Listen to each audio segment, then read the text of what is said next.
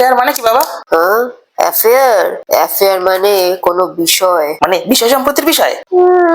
এমনি জ্ঞান বুদ্ধি নেই, এবার বিষয় সম্পত্তির বেলায় একেবারে টনটনে। এই বিষয় সেই বিষয় নয়। তাহলে আমার স্কুলে যেই অনেকগুলো বিষয় নিয়ে পরীক্ষা হয় সেরকম আরো একটা বিষয়?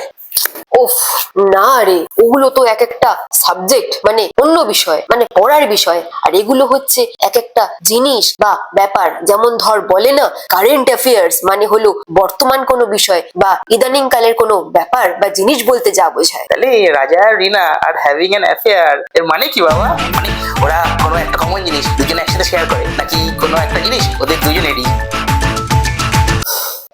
না, ওটা মানে ওরা একটা সম্পর্কে আছে। মানে we are having an affair মানে আমার বাবা ছেলে সম্পর্কে আছি?